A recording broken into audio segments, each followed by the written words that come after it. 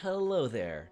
I am your demon king of heretics, Ahriman le Méchant, on his fourth stream of the day, and I've never felt better. Now that I've got a cough drop with me, hello there. Yes, this is the fourth part of my marathon, which is about this time yesterday. We were like, oh, okay, it's gonna be two parts, right? Yeah, it's just gonna be Fallout New Vegas, and then a couple hours later, whenever Elise is done with her stream, is gonna be an Ort Endurance for FGO, for Fate Grand Order. Then about 10 o'clock that day, I was talking to Elise, and we just decided to, hey, wouldn't it be funny if we did the collab, you know, in between those two streams? So we'd have 3 streams in a day. And I was like, yeah, that'd be funny. That'd be totally funny. I'd get my Elise fix, and I'd also get a little bit more bragging rights. So that's exactly what we did. We did Fallout New Vegas for about 2-3-ish hours. Then we waited for about an hour and a half, which was the longest hour and a half I've ever had. And then we streamed Portal for about 2. And then after that, I waited for about 20 minutes before starting the Ort stream. And then we went for goddamn nearly 4 hours. And then at the end of that stream, I went live. Okay, you know what? I haven't had enough. I'm not tired. I want to do more. You know what? Let's stop doing FGO. Let's just hop into another stream right away. And so here we are. Here we are. Please be happy, my 4th stream of the day. I am powered by, what? 4 hours of sleep, a shit ton of caffeine, cough drops, and meat. Meat. Oh, and I did do grilled rice balls. Those were really good, by the way. Really crispy, and I might, now that I know not to, now that I know to not cook them, well, not reheat them as long, and then, actually no. Now that I know that I should flatten them before I cook them, that should go all right. But maybe I should just go with an egg bowl tomorrow, just to keep it simple. But anyways, I'm getting off topic. This is Please Be Happy again. When was the last time I did this stream? I think it was, oh god, I don't know how long ago it was. But anyways, let's get right back into it. Last time, how far did we get last time? We got pretty far.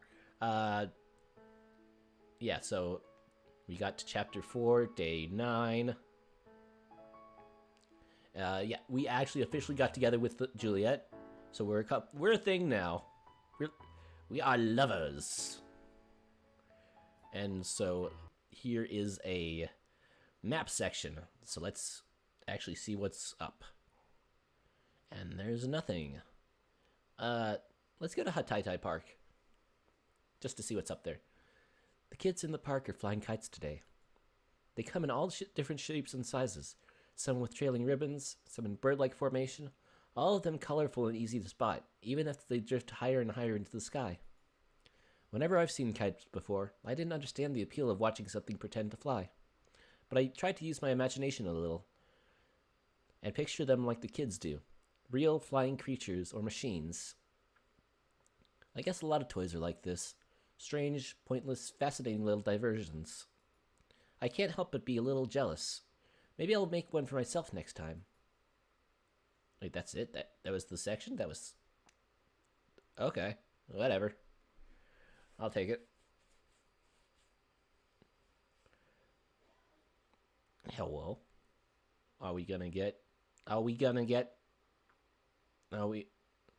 Is everything alright? Are we gonna... Oh, my model crashed. Hold on. Oh, no, never mind. Everything else crashed. Yeah, give me just a minute. because I gotta put everything back in order.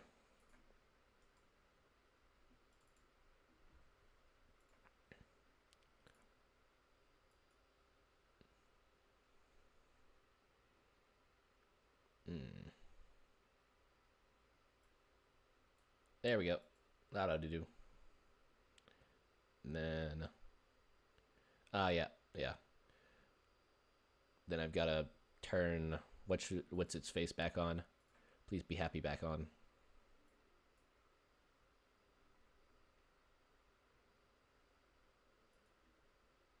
Okay, I think we're good. Let's see if it turns back on. But first, let's use this and then turn Discord off, because that might be what's causing the problems.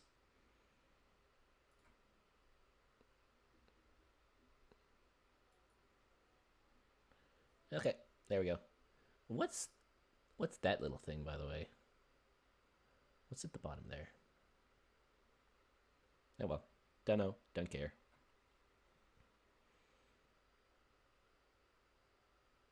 All right, the little hourglass is in the corner. Let me just move. Yeah, that's doing its thing. Come on, little buddy, you can do it. You can do it. Come on, come on, come on, come on, come on, come on, come on, come on, come on, come on. There we go. Please be happy. Yay, I will try to be, thank you. Ah, hello. Hello there. Is it gonna show up on the live chat? Is it gonna show up? Is it gonna show up? Hello? Let's see.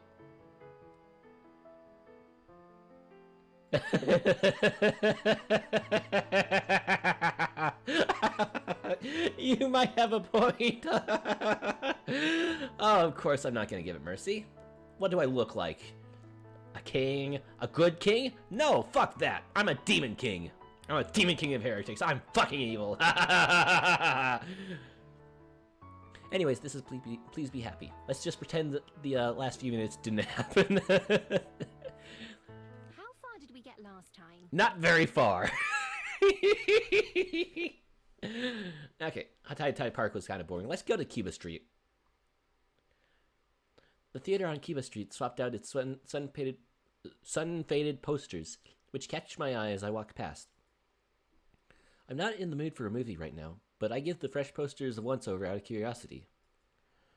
Hold on. The posters are all really similar, with only a couple of exceptions. Each features a crowd of characters with one more prominently at the front, making a weird face, like they're about to sneeze or they smelled something weird. How is anyone supposed to know what these movies are based about? How is anyone supposed to know what these movies are about based on that? I really don't get it. Okay, wait a second. What's going on here? Why is the thing not cooperating? Oh, is that the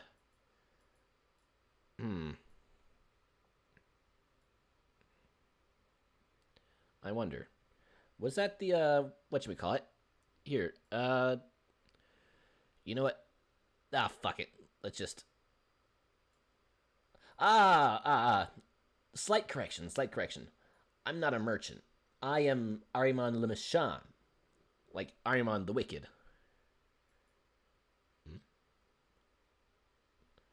I am still going, right? Okay. Yes, I am Ahriman le Méchant. It's French. It's French, you see. Let me restart that. So, yep. You know what? Okay, let's let me just get the live chat started again, because it died. Let's just face it. It's died. It kind of died there. Come on. Load.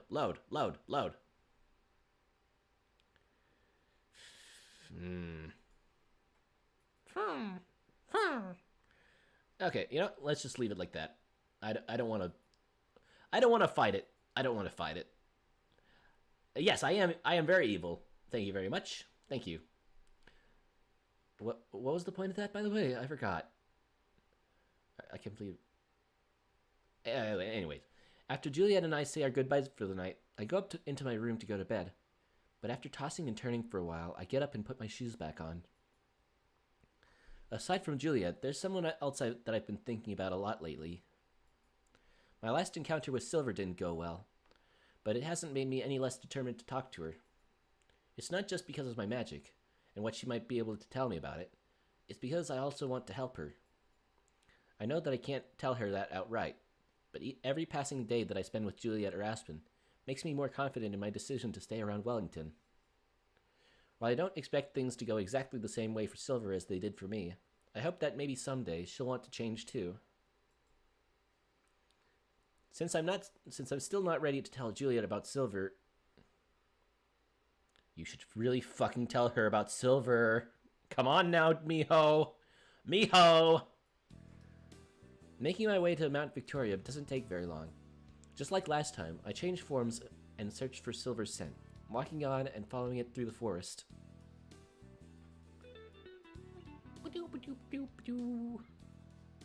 Come on. I eventually find her in her two-legged form, sitting on a log with her back to me. For some reason, I'm surprised. I just assumed she spent most of her time as a fox.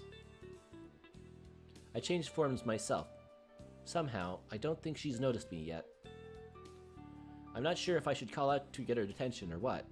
I don't think she'd like being surprised, but there probably isn't any chance she'd be excited to see me regardless.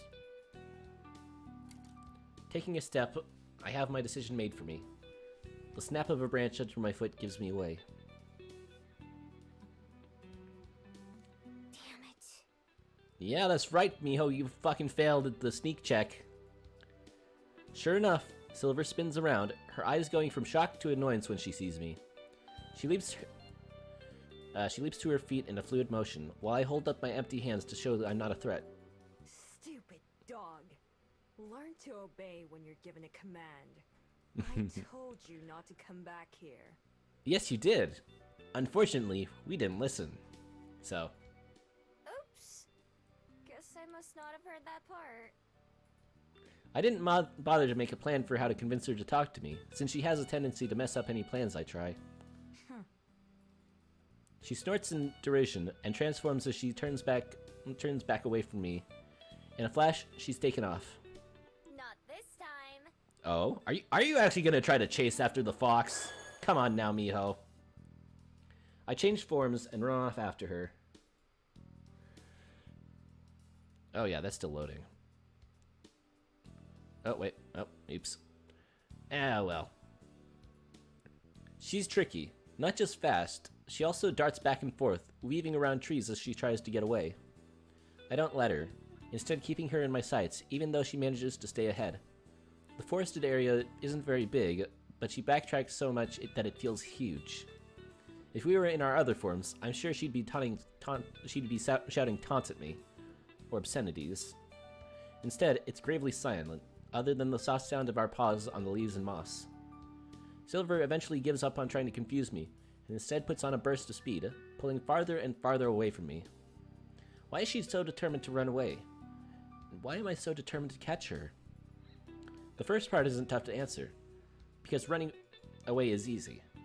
I understand, because until recently, that was exactly what I would have done too. But the second part? That's harder to say. I push myself as well, trying to run faster like Silver. It's hard though, and my legs are already aching. I have to start relying on my ears and nose, not just eyes to track her. Suddenly, I see her again, not that far out of reach. She looks back and spots me, and I can see her try to dash again. Only this time, she doesn't seem to be able to pull it off either. That's when I notice her limp. It's subtle, enough that I can only tell when I'm closer up to her like this, but one of her back legs is definitely giving her trouble, and it's starting to slow her down. When it becomes clear I'm going to catch her, she abruptly halts, transforming back in a flash. I scramble to bring myself to a stop, and then change too, almost collapsing backwards onto the ground. My lungs feel like they're on fire, but I stay on my feet. Silver doesn't move, her back still to me, even as I see her chest heave while she catches her breath. She clenches a fist, illuminated by the light from her head bead. Why? Why won't you leave me alone? I've told you to stay away. Aren't dogs supposed to be good at listening? Well, we're not dogs, we're Gumiho. I ignore her. I couldn't give her an answer she'd accept anyway. Why are you limping? Did you hurt your leg? Silence. Not that I was expecting an answer myself. But then, slowly, her fingers uncurl. No, someone else did. Why do you care? Oh wow, I already ran out of the cough shop. For the first time, there's less of a sharp edge to her words.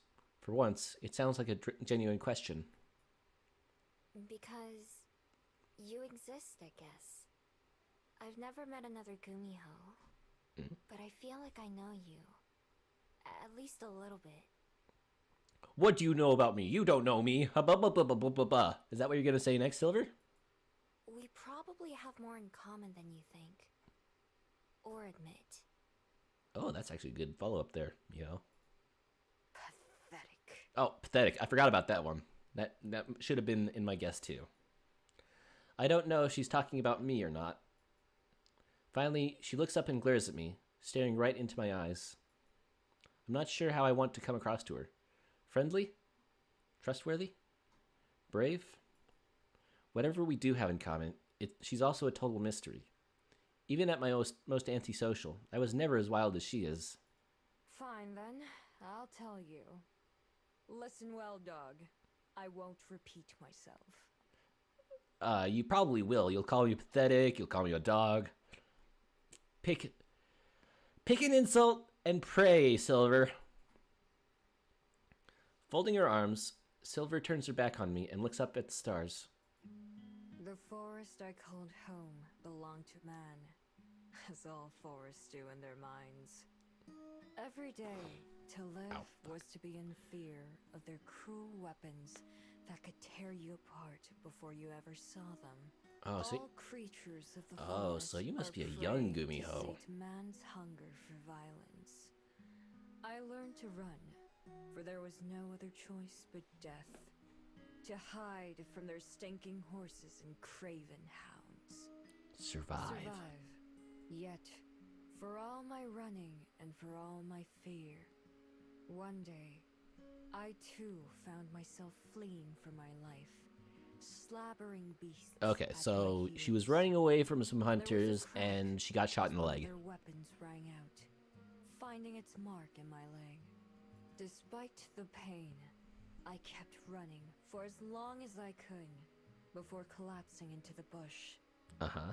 I knew I was going to die, and there was nothing So why I aren't you could do dead? about it. Nothing but quiver and dread, useless and pathetic. I thought I would choke on the fear. Uh-huh. Instead, as the first of the hunters arrived, Oh, sadistic I can pleasure see. in their I eyes. see. The pain in my throat became something else. In that moment, it transformed me. I was more than a pitiful fox. I became something greater, something powerful. Uh-huh. In a flash, the fear came for them instead. They screamed. I the see. same Okay. way we foxes That- do. In agony and terror. I see. So she was a Gumiho born out of her own despair.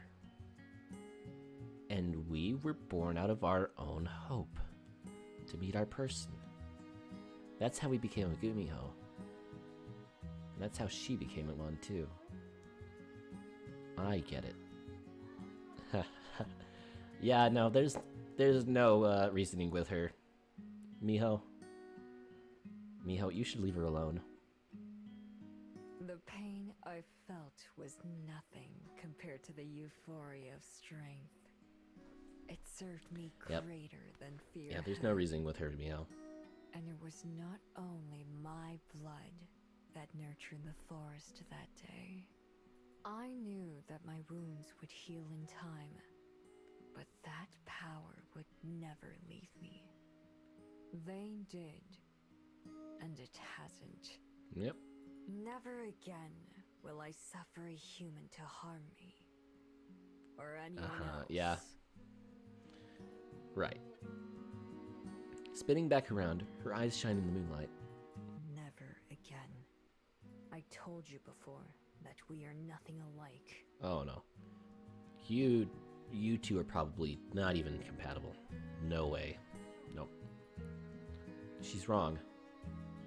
I can see myself reflected in her harsh gaze. I could have been her so easily. Well, what is it, dog? Have you finally learned to hold your tongue? See, I told you you'd repeat yourself. Something about her finally clicks.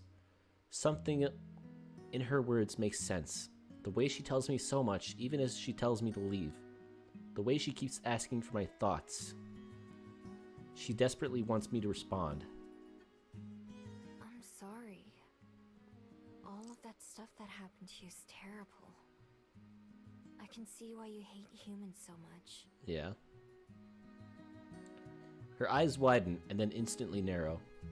Oh, has a thought dared to enter that empty head of yours? Fuck you. Yeah. I'd probably hate humans too if I'd gone through what you did. Yeah. Even though I didn't, I still spent most of my life trying to avoid them. And everyone else. Everyone but one person. Mm-hmm. I pause, waiting for her to interrupt me, but she doesn't. That's the nicest thing Silver's ever done for me. I also got my leg hurt by humans back then. Uh-huh. Back when I was a fox, I stepped on one of their traps and couldn't get out. I also thought I was gonna die. Uh-huh. But instead, my person set me free. Even though they weren't my person yet. Uh-huh. And they put a bandage on my leg and helped it get better. Right. I'd probably still have a limp today if they hadn't. Silver scoffs, but doesn't interject. Until I came here and met Aspen and Juliet, I thought my Hey, person was don't the only one don't who name was drop them. Human or not. Hey, don't name drop them. Silver's gonna find them. But now, I'm glad they did. I search her face, trying to get a glimpse of what she might be thinking or feeling, but her expression is as stony as ever. I could keep going, but I'm not sure if it would be a good idea or not. I'm probably already waiting on her patience. Oh, come on, what you gonna say, Silver? Are you just gonna stare at me? Ah ha ha ha. Ah ha ha ha ha. Ah ha ha ha ha ha ha. Oh, we have a choice. Oh, we have a choice. I want to see what happens if we keep going. Yeah, keep going. Since she still hasn't cut me off, I decide to keep talking. Who knows when I'll have another chance. You could try that too, you know. Don't fucking do that, I Miho! can introduce you to my Don't friends. fucking do that! I haven't told them about you yet. They don't have any idea you exist. But I'm sure they'd be just as nice to you as they were to me. She's gonna fucking rip their throats out, Miho! Not all people are bad. Humans or fabled. There are good ones too. Just like there are probably good and bad Gumiho. That was a fucking mistake to say, Miho. All I get in response is a cold stare. Well, it's not like I really expected her to say yes. At least I tried. From the way she fidgets, I can tell we're getting near the point where Silver is going to decide that she's had enough and run away. Before she can do that, there's something I have to know. Hey. What? Uh-huh. I never asked before. But what's your name? Do you have a name? You don't have a name, do you? She sneers, looking glad to have a reason to be disdainful again. Only dogs are given names. I'm a proud Gumiho. I'm not a dog that has a name. I have no need for one. If I wished to be known by anyone, they wouldn't use a name. Uh-huh. Yeah, I used to be like that too. It's how I ended up calling myself Miho. Oh? How clever. Which is why I've been calling you Silver in my head, so I'll just keep doing that. Silver's gotta fucking hate that, Miho. Pick something else. Yeah, no, she beeped up. Yep, she beeped up. Blah, blah, blah. Pick something else. Huh? Her response is immediate. I'd been expecting a do as you wish, or I don't care what a dog thinks of me. For all the dumb things she's done today, Miho's got her red. But I didn't expect her to have an opinion on my choice. Even Silver looks a bit surprised with herself, like she answered without thinking. She quickly forces back a stoic expression. I mean, do as you wish. Wait a second. Let's see. Log. Did Miho read that? Did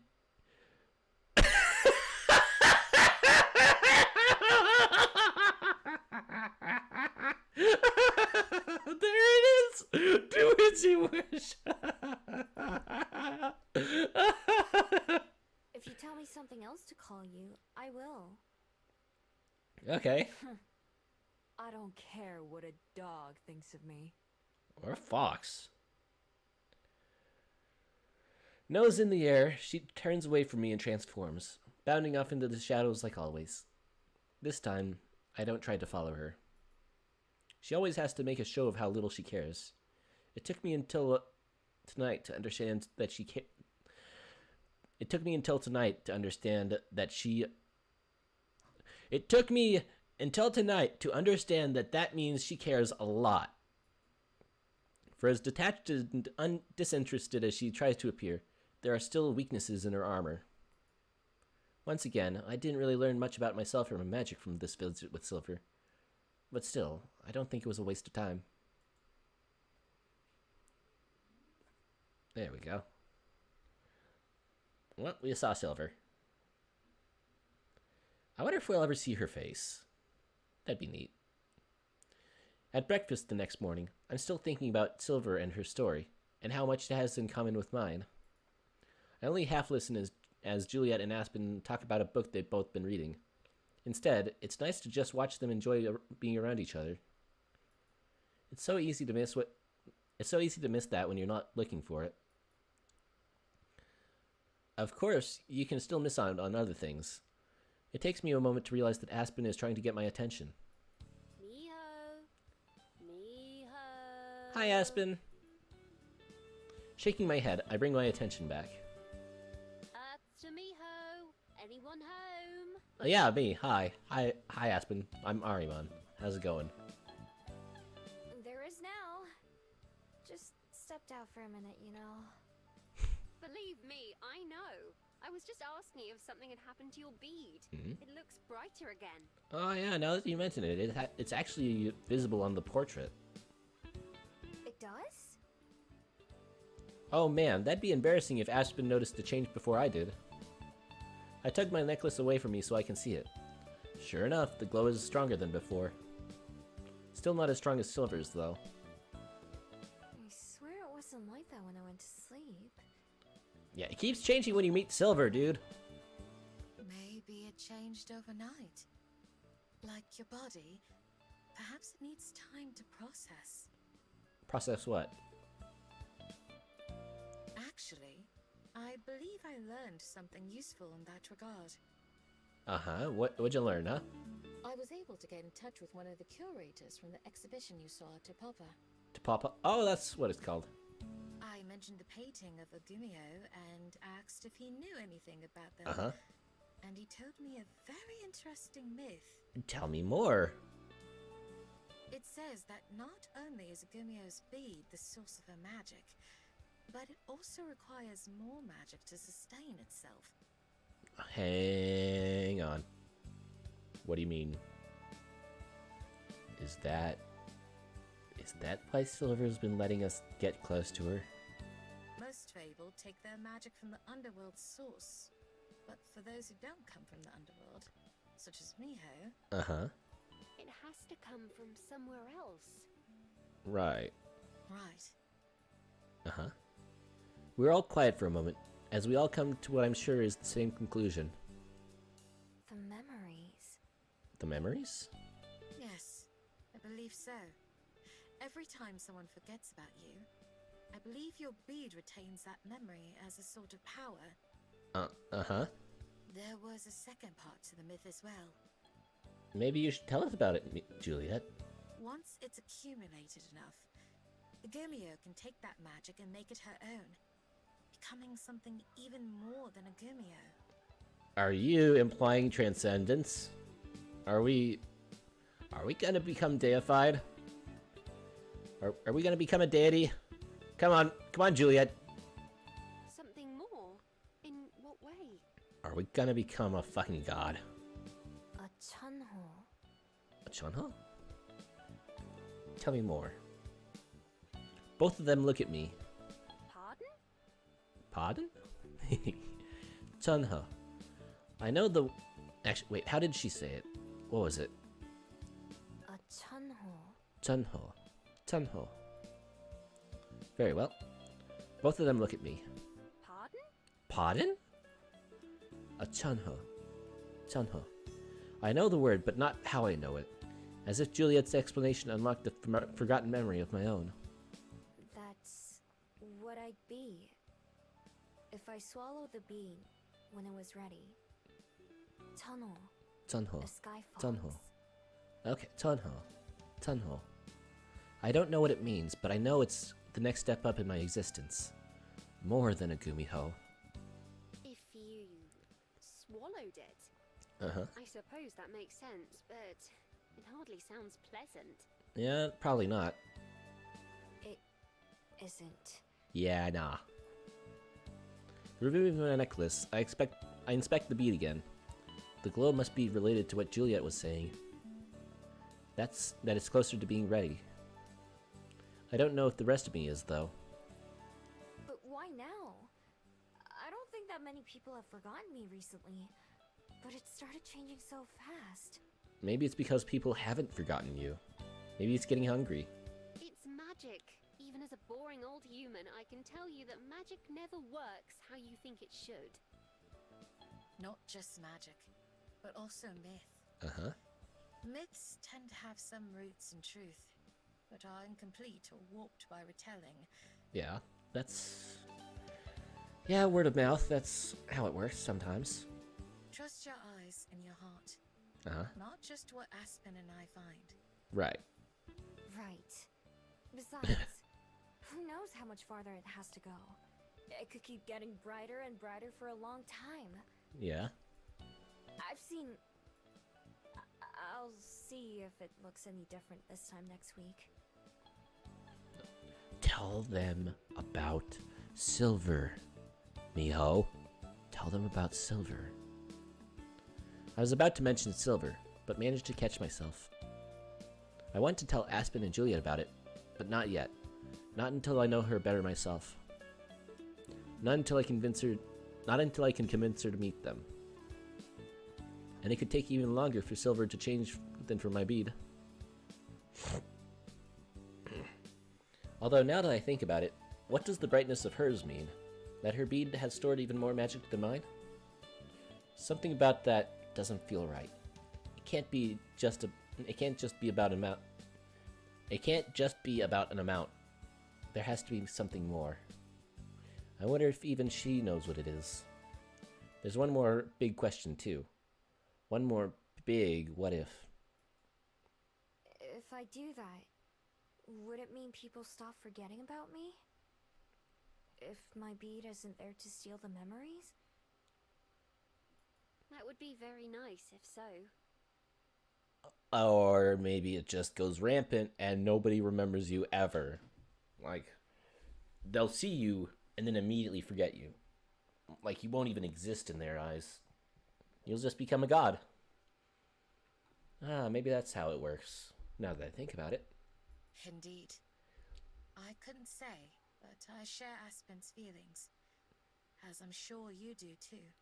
Maybe that's how faith works. Yeah, I do.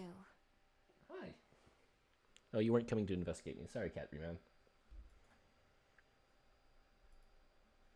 I locked the necklace back around my neck. The more I learn about my powers, the more conflicted I feel. I know Aspen and Juliet mean well, but it's not just something they can understand. Even though Juliet has magic of her own, it's entirely different from mine. The conversation changes to recent events and at the library and Bell House, but none of us mention anything else about magic or Gumiho for the rest of the morning. Whatever is going to happen with my bead, I have to figure it out for myself.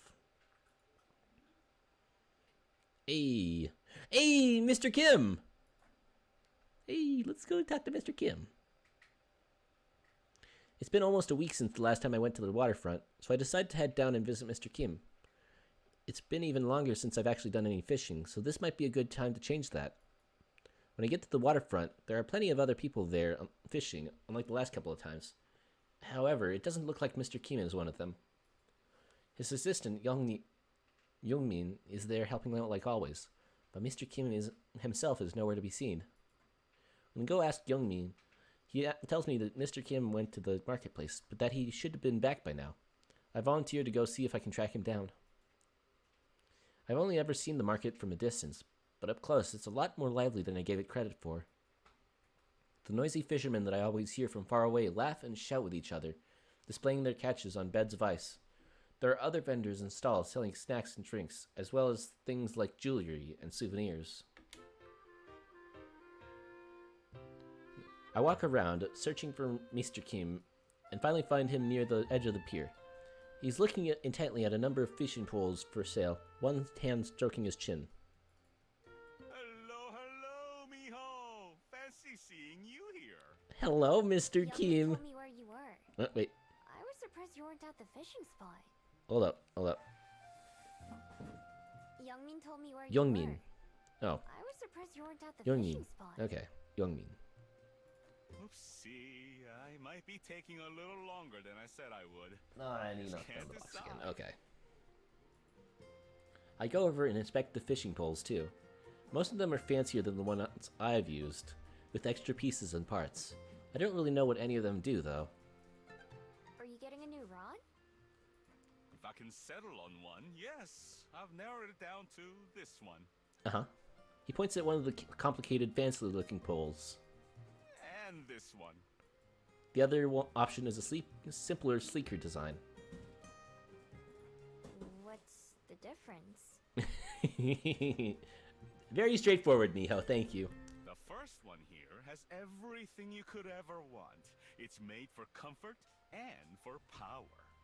The other one I'm looking at is more basic. Hold on a second. He ran away with something. Give me just a second.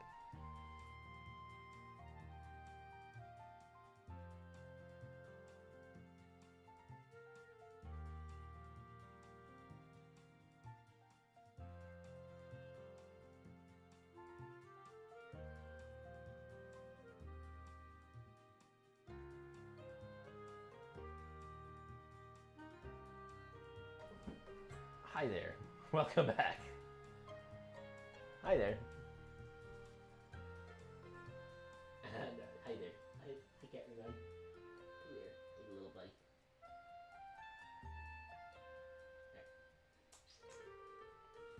There. Yeah, all right. Go over there. That sounds pretty easy. Okay, I'm back. Why wouldn't you get the nicer one? Uh-huh. I guess there's just something about a simple traditional design that appeals to an old geezer like me. Yeah. It's hard to say Hi. no to the luxury Yeah, of the no, other one, but The cat got into the garbage pail and took out a wrapper, so I had to go get it from him. He frowns, still thinking deeply. Oops, actually clicked on that instead. Sounds like you've already decided then. Yeah. oh, Oh? Oh, what yeah. did... I mean, it seems like you want the basic one, even though the other one is nicer. Yeah, I mean, slowly he nods. You might just be right. I'll take this one. Plus, more money to spend means more bait, means more fishing. You can do more of the things you love since you bought a cheaper rod, I guess. The person running the booth packages up the rod and hands it to Mr. Keem once he's finished paying. The two of us start heading back to the fishing spot.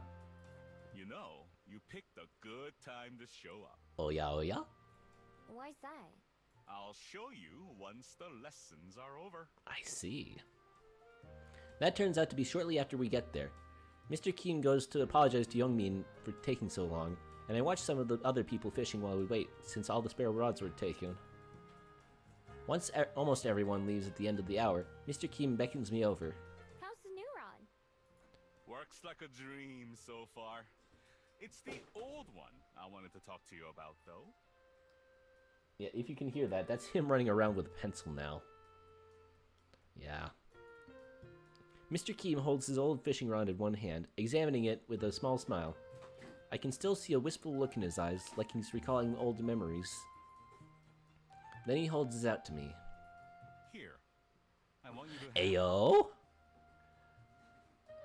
That didn't sound weird at all. No way. Yep, no. Totally not weird. Also, he's giving us a rod. Me? Why? Better it go to someone who'll use it than just sit around collecting dust in the garage.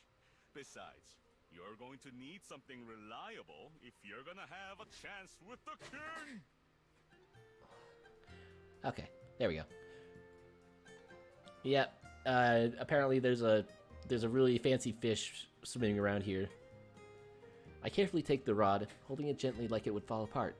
It's got nicks and grooves on it, and the grip is worn down in places. Signs of how loved and appreciated it was. Are you sure? Of course I'm sure. As long as you promise to give it a good home. You don't look crazy at all. You don't look crazy. Oh, and he's gone. And he's gone. I do. Thanks. You're welcome.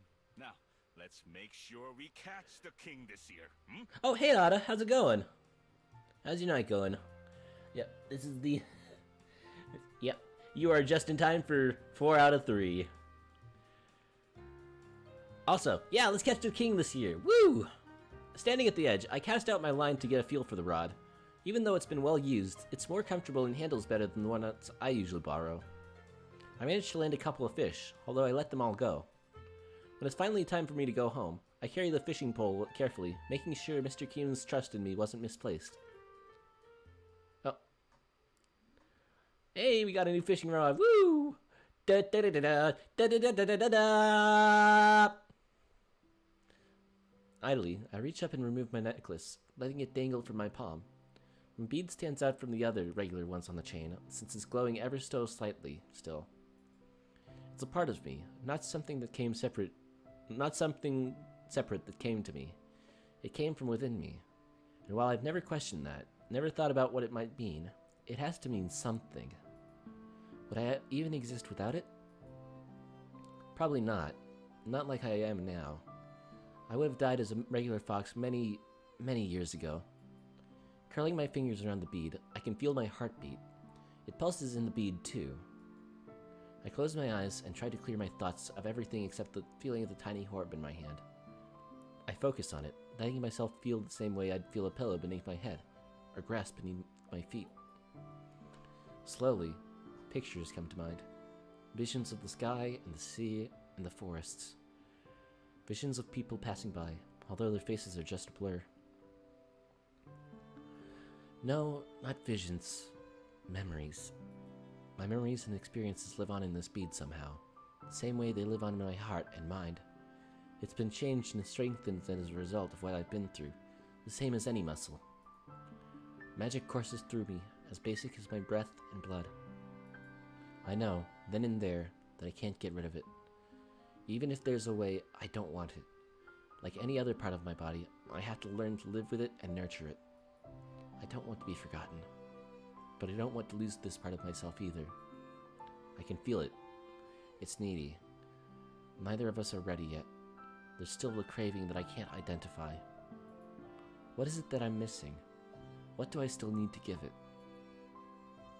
There are other things, too, that make it even more confusing. Like how Cello could remember me. Was it something special about her? Or has something about me changed? Time and time again, these past few months, I found that answers I've known all along rest inside me.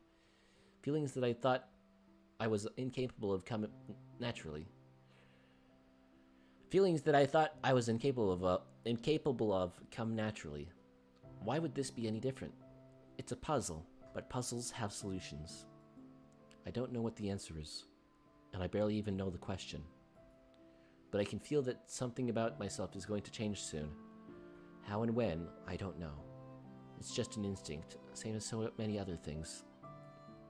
Uncurling my fingers, the pulsing of my heart gets less noticeable. I open my eyes to see my bead looking just the same. I'd been half hoping that it would be different already, but it's not that easy. I put my necklace back on and climb into bed, burying myself beneath my blankets. Even under the covers, in the dark, the light of my bead shines through faintly like a nightlight. I wonder what she still requires. I wonder if it's something like sacrifice or something. Maybe. Oh, hey, the kids are back. Do not fucking ask me what he is, because I have no idea. I've just gaslit myself into thinking that the wings there just don't exist. He's just a lion boy. He's just a lion boy. Nothing else. He doesn't have wings. Don't tell me he has wings. He doesn't have wings.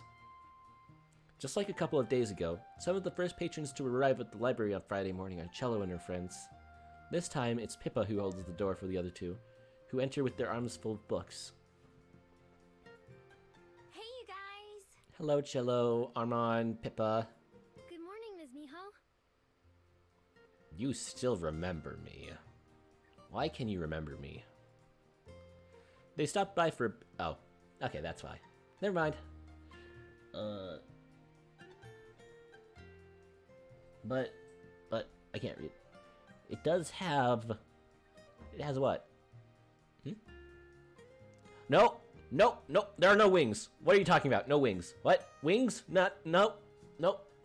Those are that's just artifacting. That's Photoshop. It's Photoshop. Don't worry about it. And Juliet, who hasn't gotten to bed yet.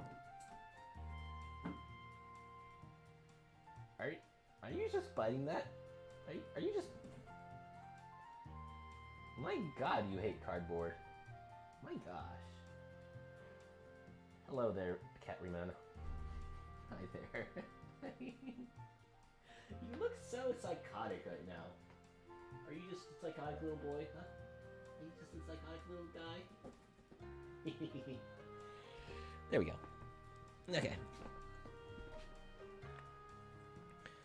Juliet, who hasn't gone to bed yet, emerges from the shelves where she was putting away some books and approaches us as well.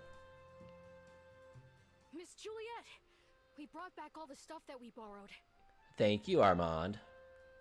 You, lion thing. Thank you. I can see you took great care of them. Were you able to complete your project? None of you better look sheepish in the next frame. I swear to God. We did.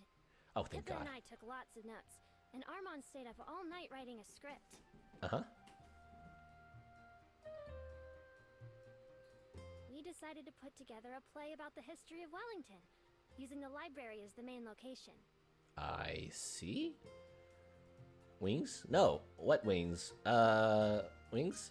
Oh, no, those are fox ears. Yeah, those are just fox ears. Yeah, they look kind of birdish, I know, but no, those are fox ears. Although they do kind of... Armand? Who's Armand? There's no Armand. Who? What are you talking about? There's no Armand. There's just Pippa, Cello, Miho, Juliet. Just those three. I don't know who Armand is. Nope. Who's Armand? I don't know him an Armand. There's no Armand here. Don't worry about it. Don't worry about it. There's no one by the names of Armand here. Pip. Who the fuck is Armand, Cello? Who the fuck is Armand? I said we should do an art project, but Armand didn't want to. Who? Stop blaming your imaginary friend, Pippa, fucking Pipkin. You just didn't want to have to read. I'm sorry, I fainted there for a second. What happened? The two of them glare at each other, and Chilla rolls her eyes at both of them. I feel a little bad for her, even though I know they're all friends when it counts. That sounds like a lot of Oh, that was an adorable noise she just made! find something interesting. Hold on, I want to go back. I want to see that again. That Oh, that was adorable! That was adorable! Oh, that was adorable! I want to hear it again. That sounds like a lot of fun. Oh, that's Something adorable. interesting. Okay, let's continue. Yeah, there was so much to read, I almost forgot to sleep. I wish we could stay longer. I fell asleep for a second there. If we ever come back, could we borrow some more books? Oh, no. I keep slipping up to sleep. Haha, maybe it's time for me to go to sleep. Ha ha ha ha. After all.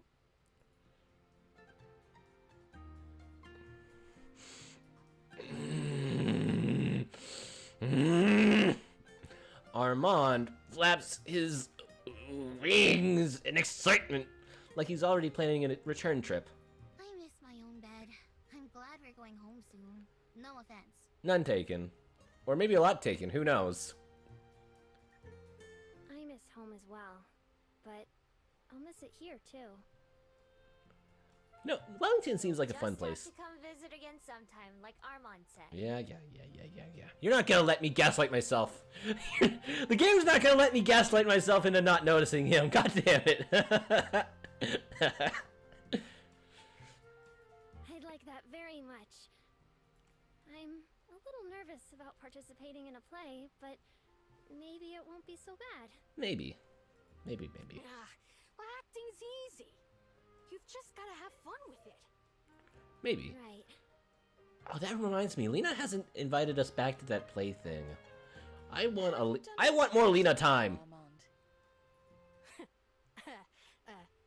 Just a little bit. I like watching people perform in plays, though. But this is my first time writing one. I see. I enjoy it as well. I've had the good fortune to know several playwrights myself. And now I know one more. Look at you being humble, Juliet! Wow! Wow! That brings forth an unexplainable emotion. Armand blushes at the praise. I want to be praised too. I've never seen a play myself, but I basically know what they are. It's like watching TV in real life. And she says that with that face on. If our teacher records it, maybe we can send it to you and Miss Miho to watch. Oh, that'd be nice, actually. Yeah. I'm not so sure about that idea. Hey, shut the Nope, don't get angry at the children. Don't get angry at the children. Aw, why not? You're gonna do great. We can rehearse on the way home to get some extra practice. Oh, is it because she's nervous about performing? How are you going to rehearse when you're sitting on an airship? You won't have a stage or any props. Uh-huh. We could still go over the lines. Please tell me what an airship is, because apparently that's not an airplane. Okay. Let's figure that part. Oops. Cutting off the argument before it happens, Cello faces Juliet and me again. Unfortunately, we do have to leave because our class is going to the Skyport soon. It's different But from an before we airport. go, I had another question for you, Ms. Miho. Uh-huh. Sure. What is it? Well, Uh-huh. would it be okay if I wrote you a letter sometime? Oh, sure, go ahead. Although you won't remember me. Let's be real. A letter? About what? Just about life in Amarina. And you can tell me about life here. You gotta tell her. I thought You've gotta maybe tell we her. could be pen pals. If you don't want to, though, that's alright. Oh, I'd like Although- to. I've never Although had a Cello pen would pal remember before. her somehow. I don't know how. I'm not entirely sure what it is either. Neither have I. But I want to hear more about Wellington and how it's still changing today. Yeah, fair enough. That sounds like fun. Let's do it. Thank you. I already can't wait. Wait, are they not confused about us either? Oh, maybe you could get extra credit too. Maybe.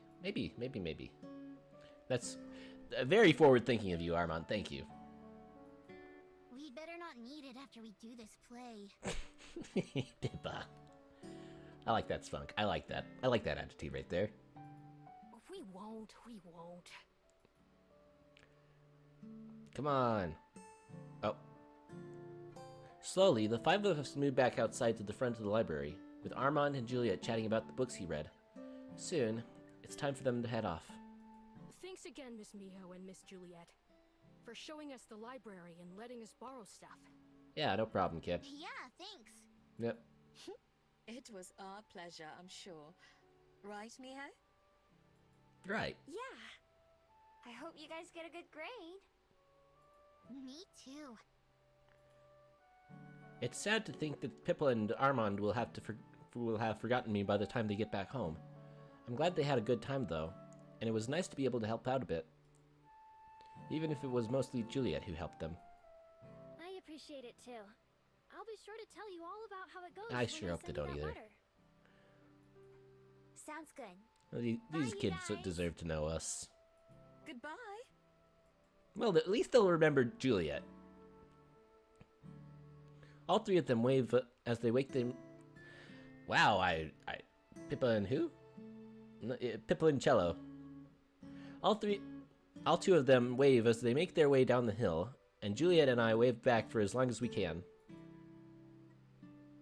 Once they're out of sight, we go back inside. I wonder if Cello will be able to remember me long enough to write a letter. Who knows? I hope so. It was nice of you to agree to be her pen pal. God, imagine how horrible that would be to like agree to be somebody's pen pal, and then as soon as you get home, you're like, who did I ask to be my pen pal? It was Juliet. Who was it? I can't remember.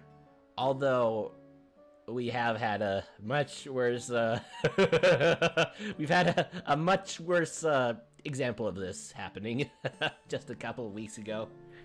She reminded me a lot of myself. She's new to Amarina too.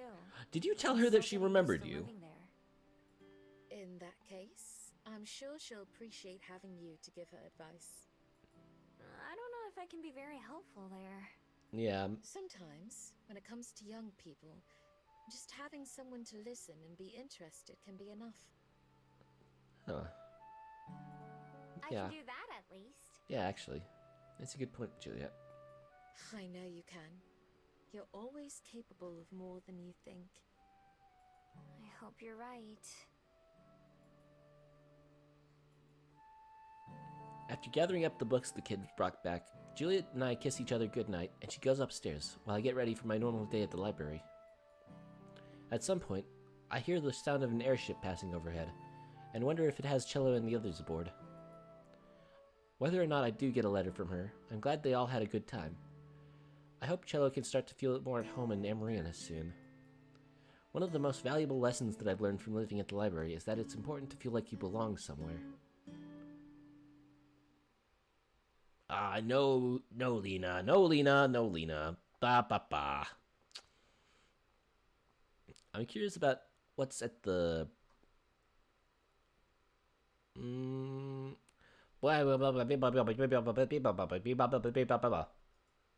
Oops. Oh, the waterfront. Okay. The waterfront is always a bit of a tourist hotspot, but I suppose I'm not immune to being curious about tourist attractions. This time I take note of a capsule machine that dispenses fortunes. Nah.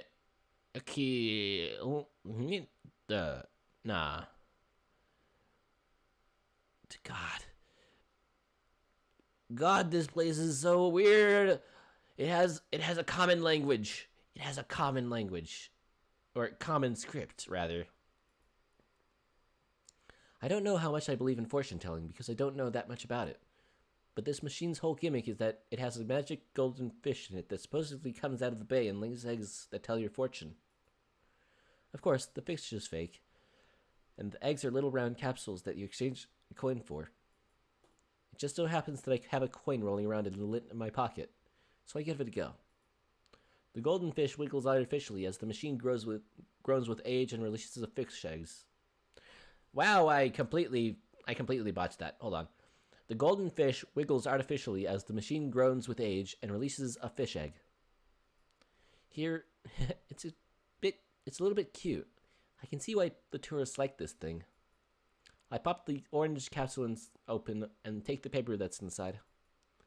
Your smile brings joy to everyone around you, it says. That's really nice, but it's not a fortune, is it? Unless smiling at people is going to bring me some kind of good luck? I guess I'll try it just to be safe. Gotcha time, yeah! What time is it? 10:03.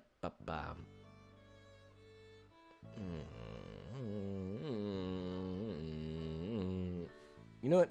Let me get a coin. Let me find a coin. There's gotta be a coin around here somewhere. Heads we end up here. Tails we end at the next section. There we go. I see one.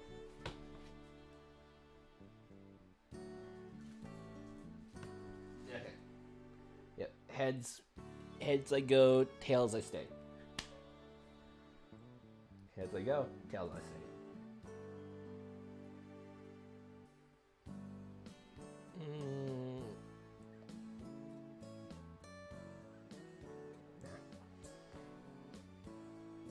Yep, it is heads. So, we are going to call it a night here. After, what? 13 hours. Probably, let's see, I had 30 minutes between this one and FGO. I had 30 minutes between Portal and FGO. And then I had an hour and a half between what was it, Fallout New Vegas and Portal. So that means in total I have streamed 10 and a half hours today. 10 and a half hours, baby! Maybe I'll stream again tomorrow. Because I want to play Fallout New Vegas again. That's fun. Make it 11. You know what? Yeah, you know what? I think I'd rather make it a nice round number. You got a good point, Louis. Thank you. You know what? Yeah, we're gonna go for 30 more minutes. Because I've got that energy with me right now. Let me just get another swig of water.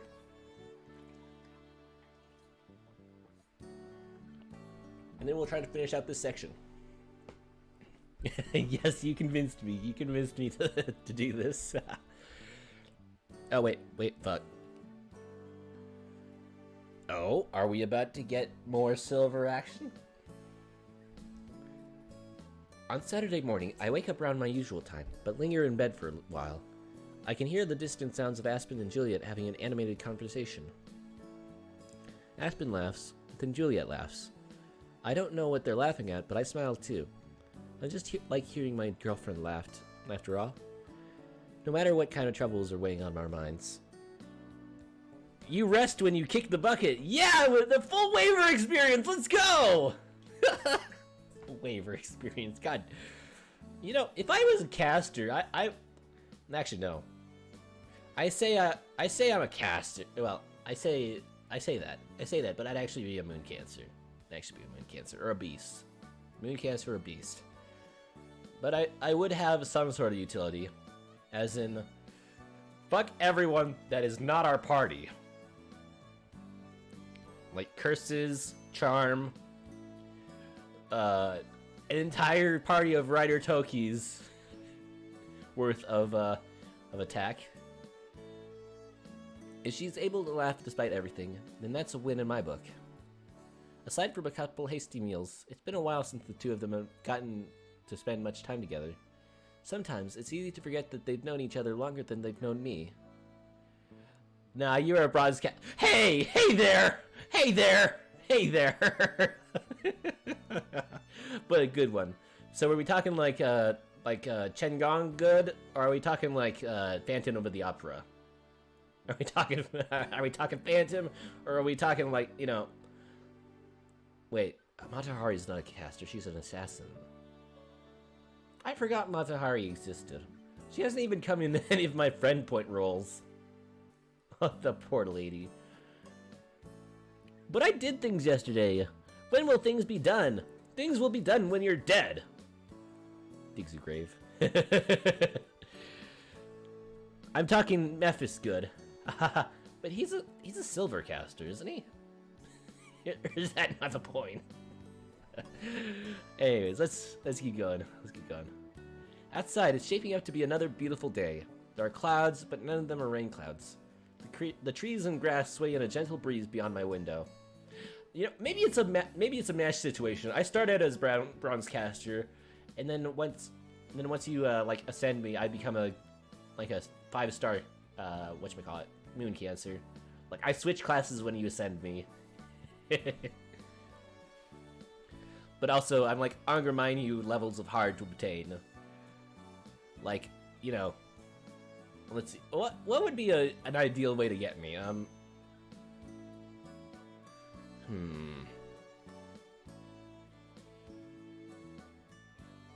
I know! I'll be story locked! But I'll also be like... I'll be a... like, what? Less than 1%? No, less than 0.1%. Yeah. I didn't mean to click on that. But let's go back there. Outside is shaping up to be another beautiful day. There are clouds, but none of them are rain clouds. The tree and grass sway in a gentle breeze beyond my window. I've had more beautiful days here than I can count. Even Wellington weather at its worst isn't so bad from indoors. I opened my window, enjoying the morning air as I freshened myself up too. Make it 20%? Wouldn't that be a little bit overpowered? Just because I want you in the team. Actually, the nicest thing anybody said about me today.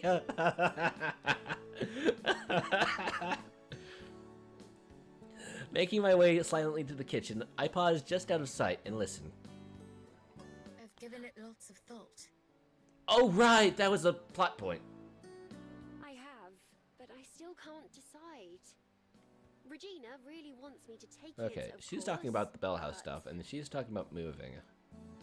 But there are good and bad parts of both. Uh-huh. Exactly. I feel like...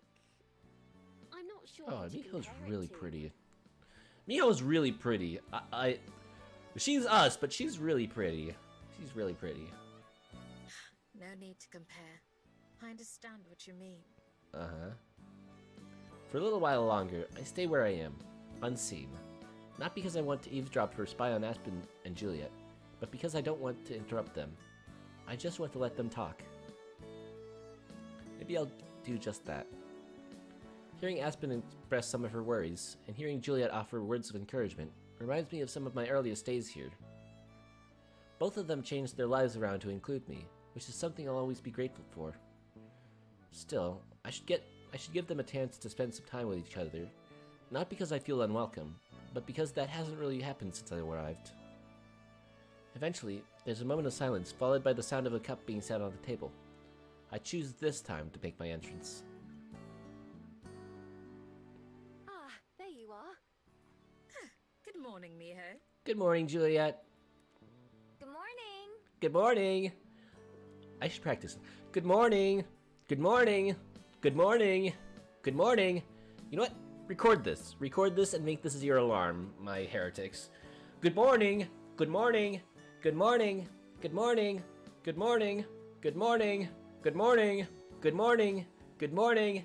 Good morning. Yeah, that'll do. I go into the kitchen and grab a piece of toast and an apple, but I don't sit down. Sleep well. Sure did. Now that I'm up, though, I think I'm gonna go for a walk. Good night.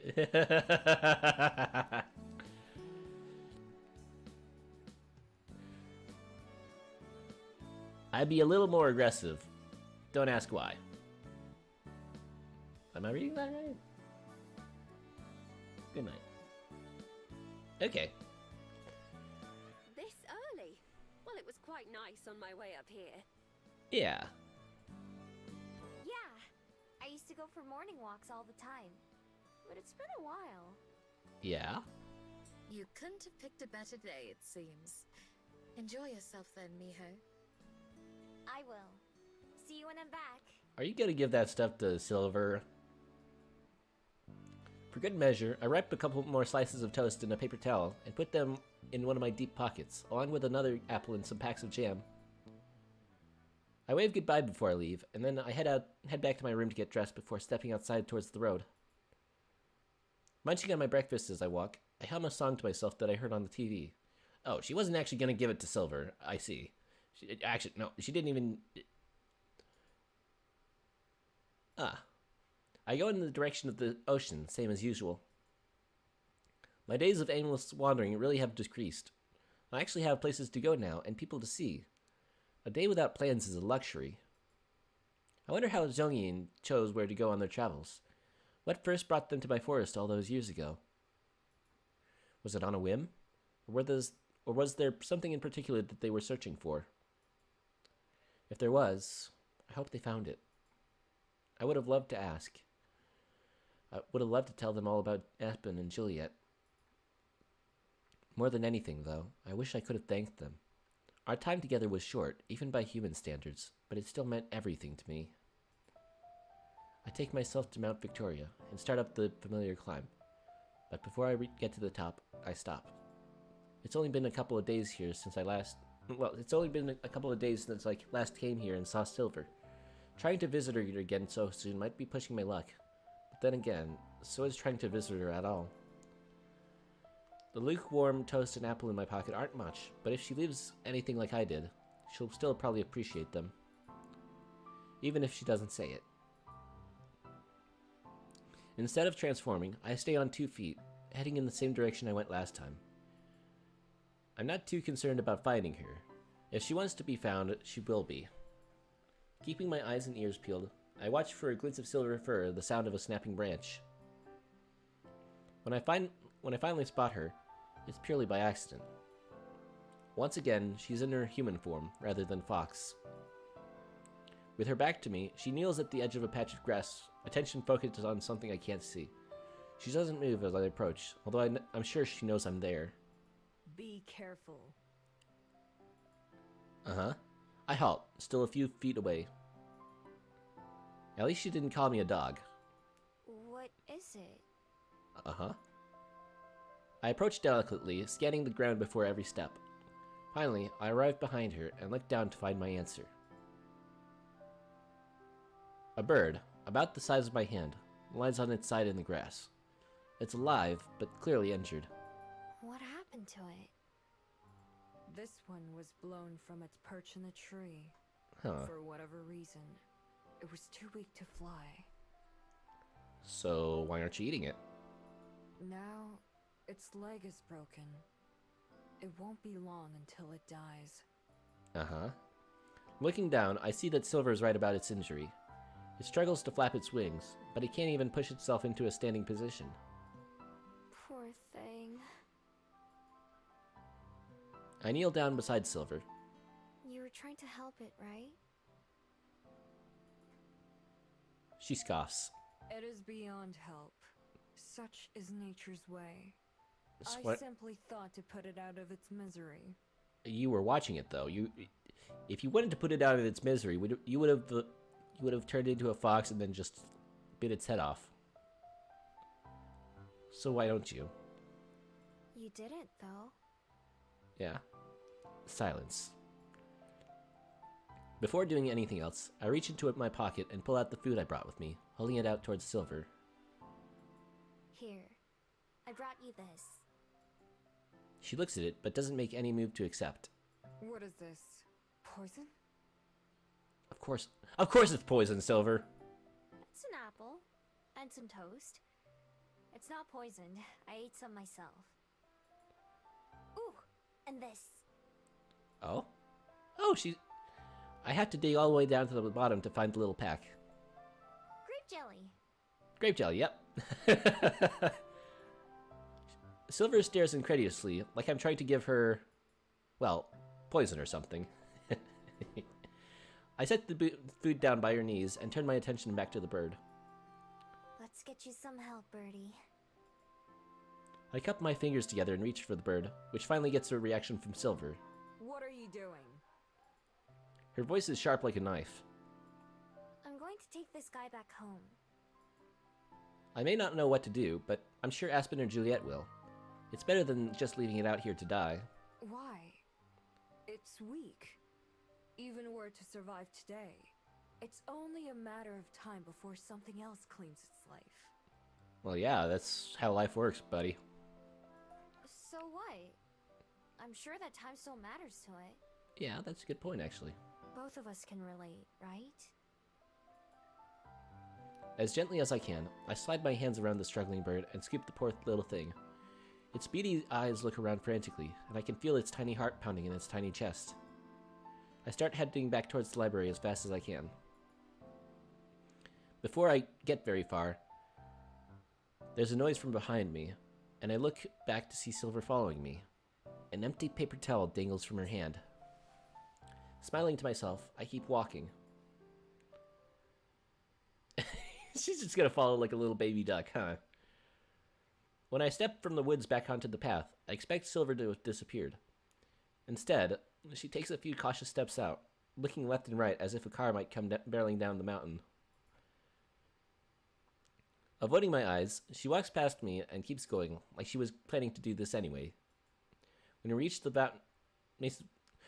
reach the base of Mount Victoria, she's a few meters ahead of me, and I clear my throat loudly to get her attention. It's this way. She stops after me, annoyed at Wellington for its geography or something.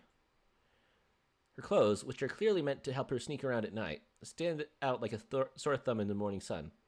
They also must be hot as hell. If either of those things bother her, she doesn't let herself show it. I curl my fingers to shade the bird as much as I can. It seems to have calmed down a little, but that's probably more from exhaustion than anything. Are you going to show her where the library is, miho? When we reach the library, Silver trails far behind. I wait at the entrance, not sure if she's coming or not. I don't ask. She'll do what she wants either way. After a moment, she walks up the hill and joins me. She's in the fucking library, miho! I simply nod in acknowledgement before I push open the door with my shoulder, Silver behind me like a shadow.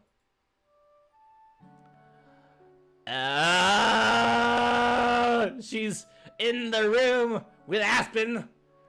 Within seconds, Aspen pops her head out from the dining room. Miho, this is bad. This is bad. Miho, do you remember the museum? Do you remember the little painting of the Gumiho covered in blood? Do you remember this? Do you remember this? Have you forgotten? Have you forgotten this, Miho? And right now, you brought her face to face. Maybe. Ah,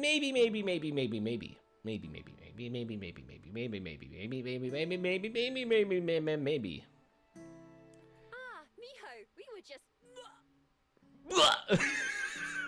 What was that noise, Aspen? Choking in surprise, Aspen's eyes go wide as a saucer as she notices my companion.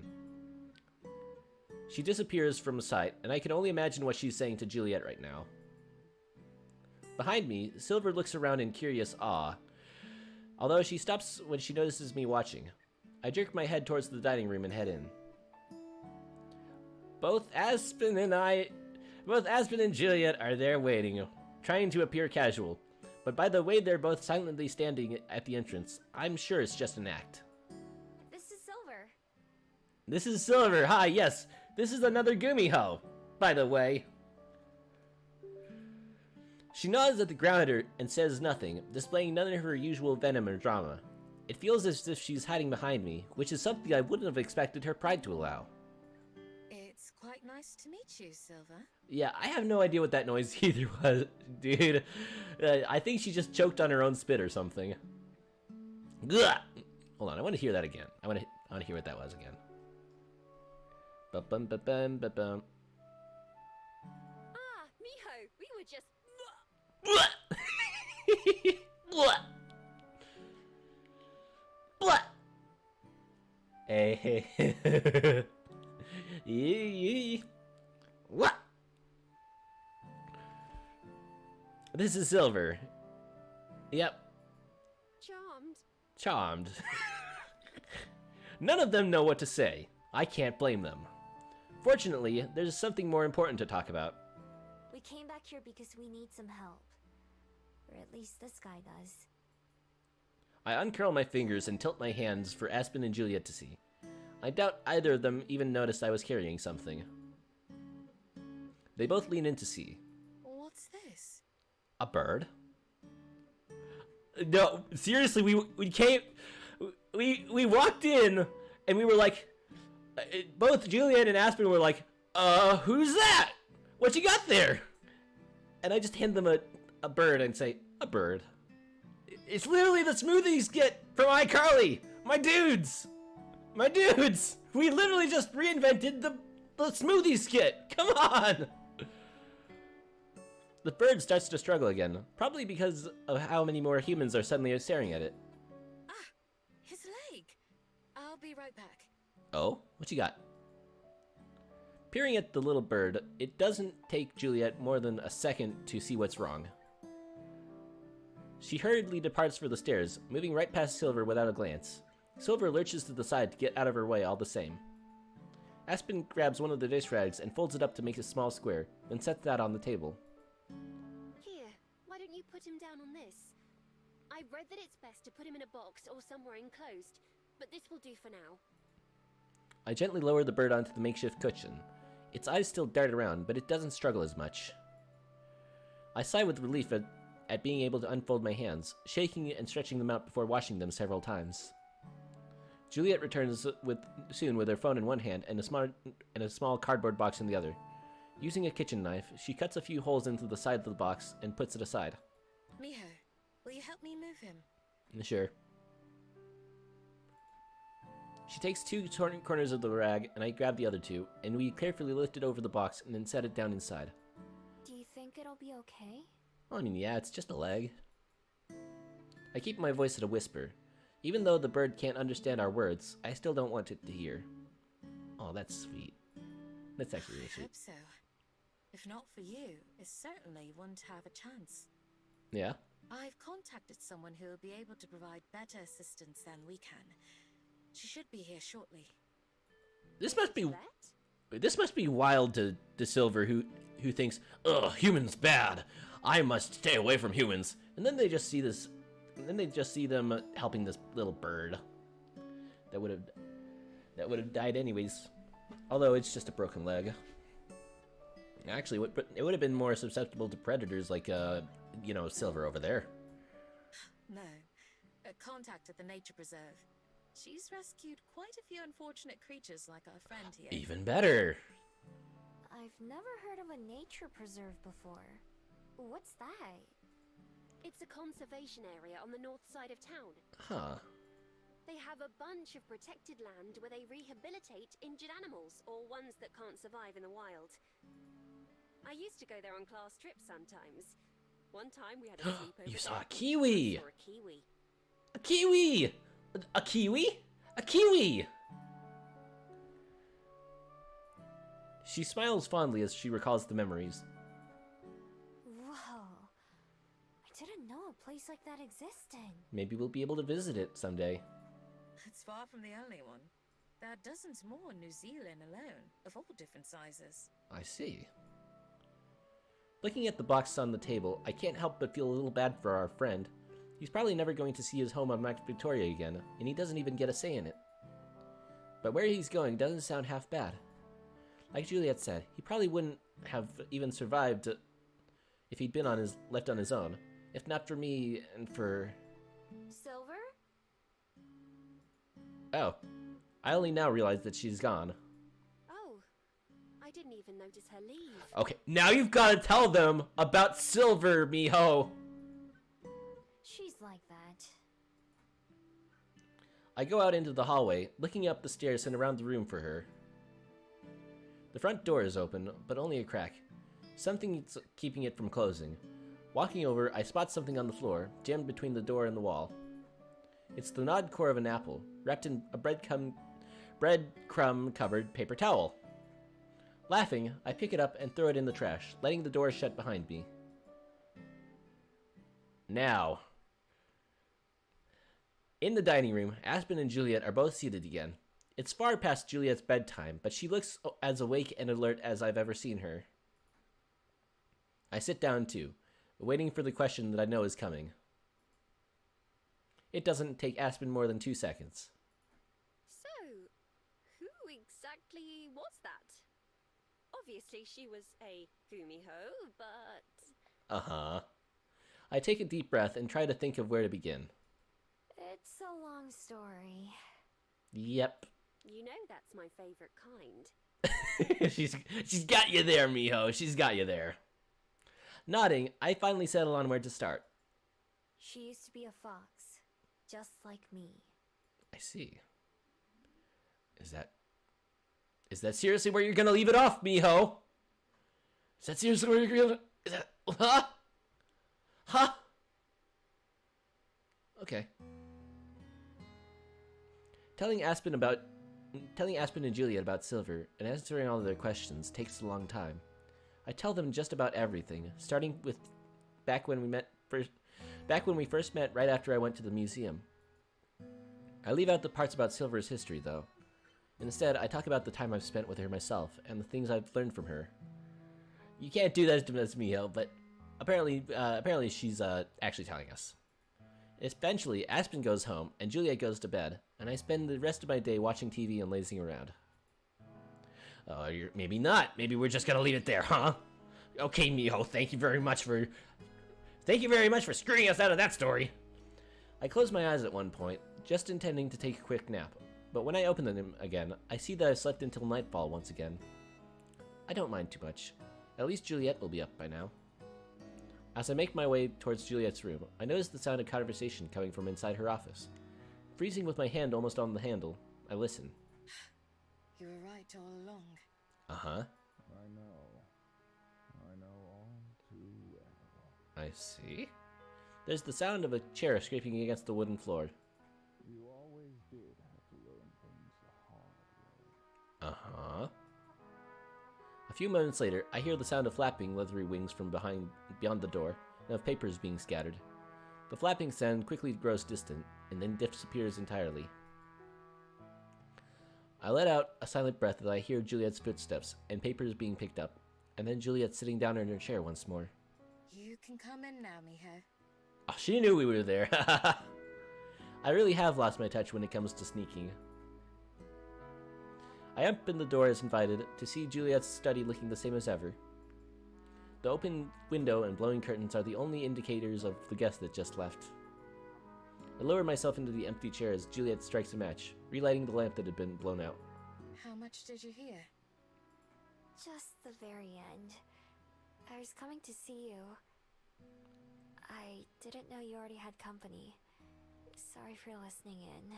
Sorry, Juliet, ubu. It's all right. I don't feel the need to keep anything secret from you. Was that a pointed comment?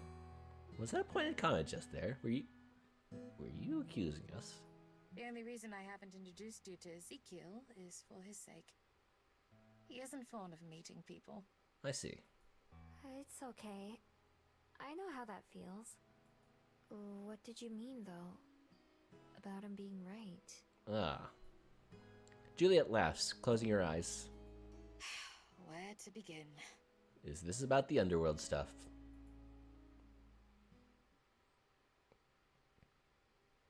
She stands up and closes the window, peering out into the night for a moment before she sits back down. I told you that Ezekiel was the one who helped me gain my footing in the human world, yes? Well, there's a bit more to it than that. What, was he the one who turned you into a vampire in the first place? He was the one who turned me into a vampire in the first place. Nearly word for word, okay.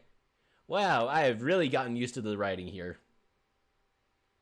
I have a story not too dissimilar from your own with Zhang Ying, though it began in a very different way. I see. Adjusting my seat so I'm next to Juliet, I lean forward and take her hand. Leaning against me, she idly runs her thumb across mine as she stares into the flickering candle, recalling days long past. I did. I was a human once, of course. Somehow. Long, long ago. In those times, we didn't know about the underworld, or anything that lay beyond the edges of our sky. Wait a second, is this flat earth stuff? Tell me what the fuck the underworld is! Come on! Come on! You can't just feed me this information like this! You gotta tell me! You gotta tell me what the underworld is! Everyone knows, everyone knows, but they're not saying anything about it! Few denizens of the underworld traveled to the overworld back then. Those who did were feared and reviled, but also disbelieved in. Truth turned to hearsay, hearsay turned to legend, and legend turned to fable. Stories told to impart some moral or lesson, not to be believed. That's where today's term fabled was first born. Yeah, I As kind a of figured. human, my life was painful and dull, and cursed by circumstance. I lived, believing and hoping for a better tomorrow that never came. There came a time when I had enough. Enough of agony, of poverty, disappointment. I took myself to the dry edge of the world. Beyond So this which isn't. lay nothing but the unknown. Is this a fucking modern day Discworld? Is this just Discworld? Like modern day? Is that what's going on here? I'm going to fucking disassociate if that's the case. And I threw myself off. Wait, there's. Okay, so it's not just like. Okay, so. Okay, so. So it is flat Earth. So it is a flat Earth thing. Okay, all right. Is this like a modern day Hollow Earth, dinosaurs aren't real conspiracy sort of flat Earth, or is this like Discworld flat Earth? I wonder. I'm against myself. I'm almost hoping that it's Discworld stuff. I want to ask her about Rincewind. I gasped, unable to stop myself, even though I know she turns out okay. As I fell, I had plenty of time to contemplate the stupidity of my decision, and to dread the fate that was rushing to meet me. Well, what would have been under there? How solvable all my problems seemed as I fell away from them. What should have been the end was only more pain. Somehow I survived. Yeah. But just barely. Broken. Okay, so it's like there's. Okay, so it's not nothingness under the earth. Okay. How the.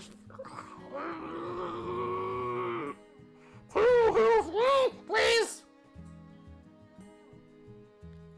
As I opened my eyes for what should have been the last time, I saw trees and a purple sky that I thought must be heaven.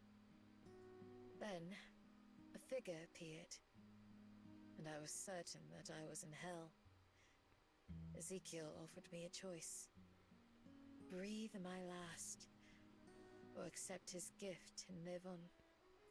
From there, the world I had plummeted from, the world that contained all my pain and sorrow was a minuscule dot, nearly imperceptible above So many questions are being raised, but none are being answered.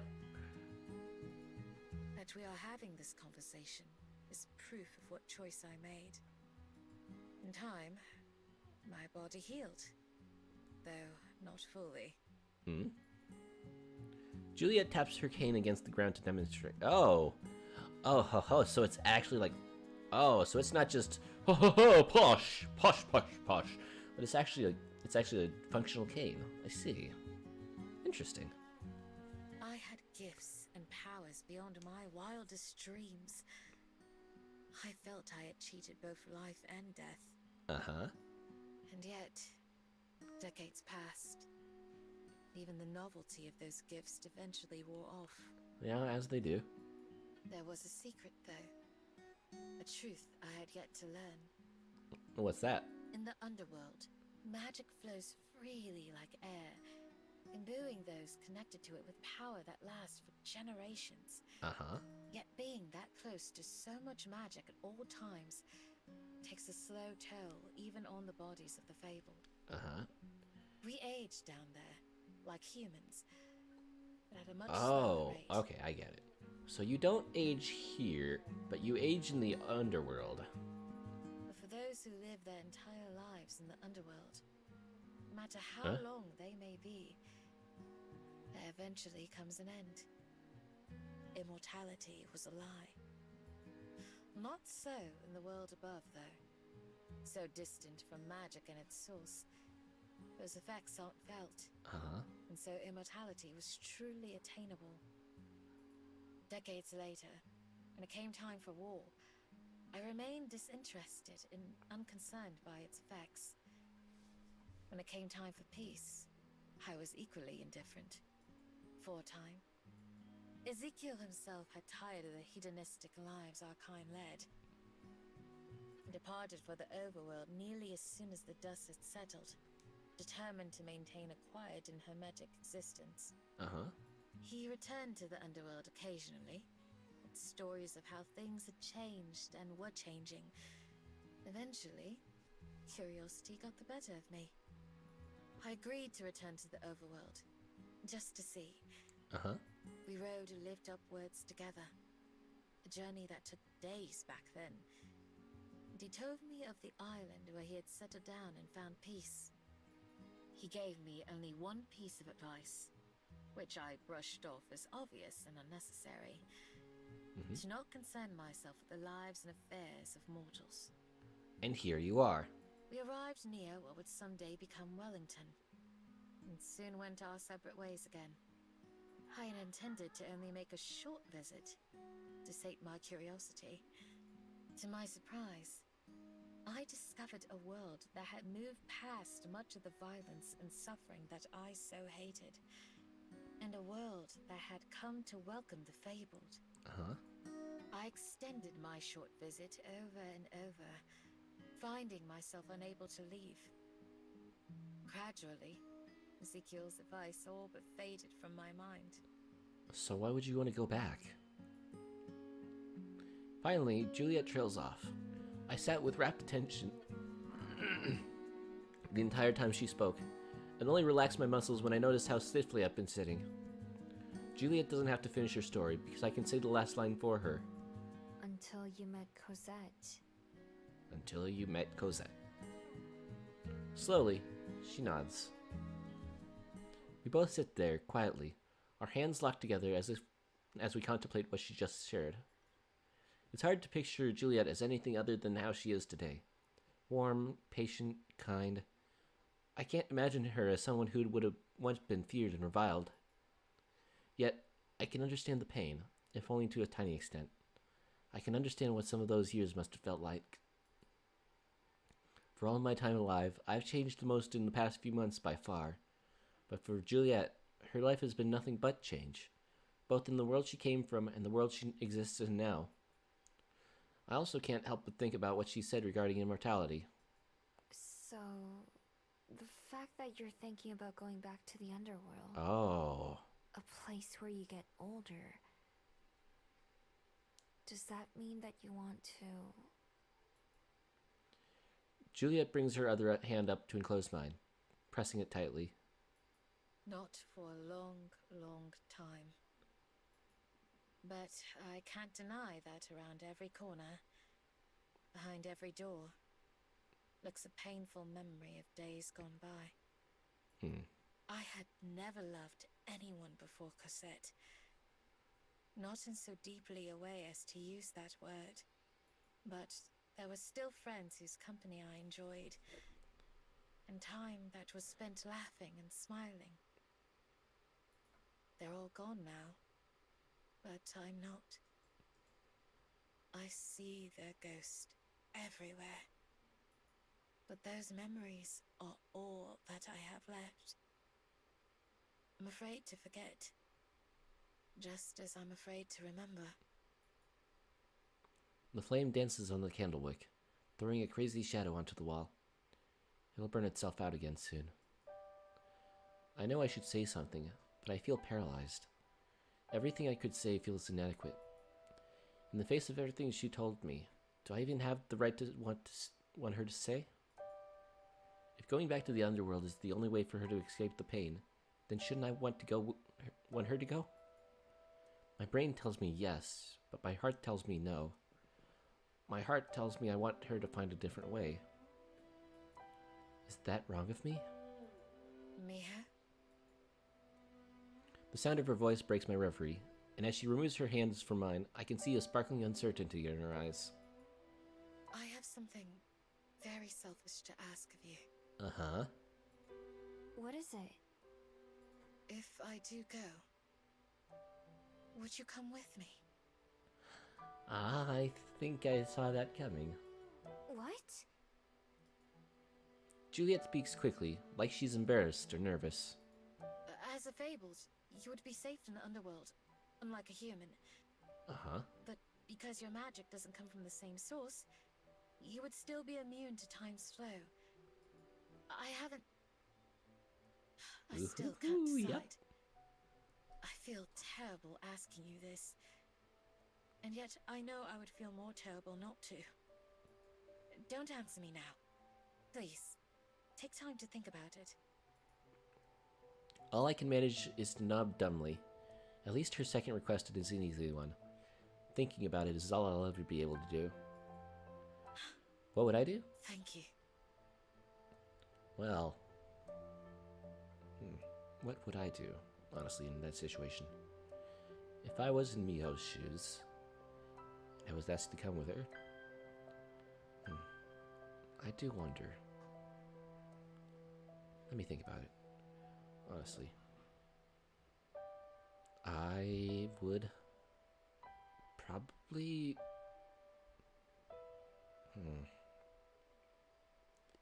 I do love her. I do love her. But...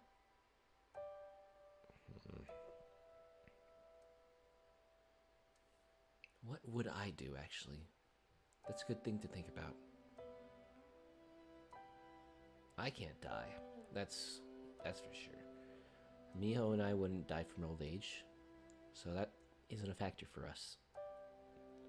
Though, I do wonder, would it really be worth it?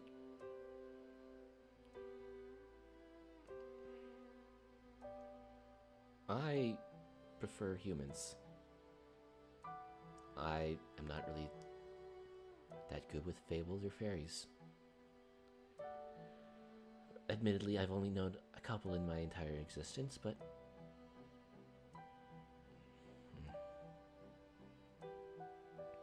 that is a difficult question for me to answer.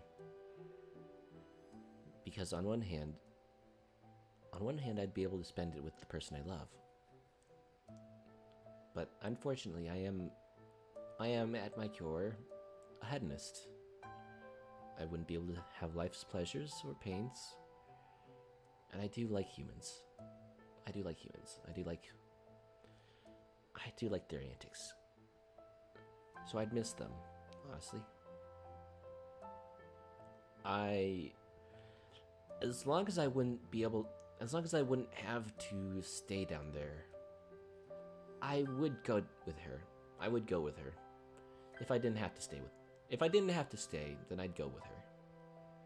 But if I did have to stay, that would be a much more difficult question to answer. Right now, though, I want to do anything but think. Standing up, I reach for Juliet and pull her into a hug and a wordless kiss. We finally do pull apart. I lean my forehead against her, and she rests herself against me. I love you. I love you. I love you too. Oh, that's a cute smile. Oh, those are both cute smiles. Thank you. Ah, we're starting with a time skip. What the hell? Let's see where it takes us. Oh, you know what? That's now that I look at my model, that's the thing I've been missing in my drawings. I'm missing the little mullet. Anyways, I think, yeah, we've nearly gone 20 minutes over the established limit. So, yeah, it's not even a round number anymore, but it is still 11 hours. So, I'm going to call it a night here. This has been a very long day. And you know what? I think I'd do it again. You know what? You know what? I think I'll make it a monthly thing. Last free day I have of the month, I will probably try to do an endurance like this. If I have the day off. Yeah. If I have a day off of work, the last one of the month, every month, I'll try to do an endurance for that. As for tomorrow, I was given a schedule template and I still haven't figured out how to use it. So that's yeah, I know. I'll try to get good sleep in. Maybe it'll even go even better if I get like good sleep. So, yeah. I'll try to do endurance once a month. Just to see how it goes. I don't know if I'll be able to do like the exact same things, but I will do things. I will plan things that I'll have the guts to do. Yeah. Let's put it like that. Probably 30-minute break between each thing. And then actually next time I'll probably do a karaoke for the endurance and see how that goes. But tomorrow I'll probably have a schedule out after the New Vegas stream, so that day won't count. So it'll be a schedule from what day is tomorrow? Tuesday. It'll be a schedule from Wednesday to Tuesday probably. Let's see, what days do I have off actually? Now that I'm thinking about it.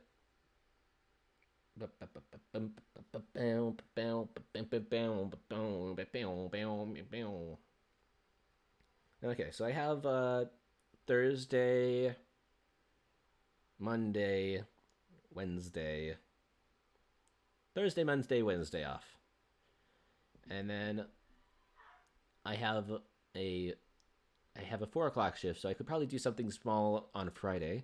So that's going to be Thursday, Friday, Monday, and Wednesday. I'll see if anybody else wants to join me for the Monday and Wednesday stuff, because it's probably a little bit too short notice for Thursday.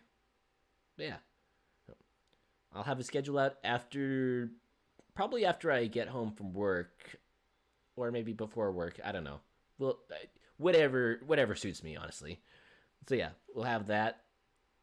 So with that, the 11... Save that. The 11-hour endurance has concluded.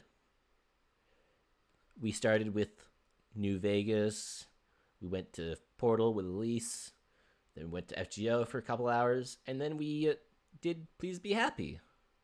An actual full stream of Please Be Happy. Actually, not even a full stream. Like, probably almost 2 streams worth of Please Be Happy now that I'm thinking about it. So yeah, thank you for coming. Thank you for coming to the marathon, the now monthly marathon, the monthly Méchant marathon. That's what we're calling it from now on. That's what we're calling it. Let's go. That's actually what we're going to be calling it from now on. The monthly Méchant marathon. I've still got that much energy after 11 hours. I don't know if I'm just delirious from tiredness or exhaustion, but you know what? Whatever. We're doing it. Monthly Méchant. Monthly Méchant. Fuck, I forgot the word. I forgot the word. Marathon. Monthly Méchant marathon. Okay. So with that, Oshimai! Thank you all so much for coming. And I hope you guys have a wonderful day, a wonderful afternoon, a wonderful night, wherever you are. Yes! The I am so delirious from exhaustion. Anyways, y'all have a good night, okay? Bye-bye now. Bye-bye now. Hey, I didn't click on that. Bye-bye now. Very well.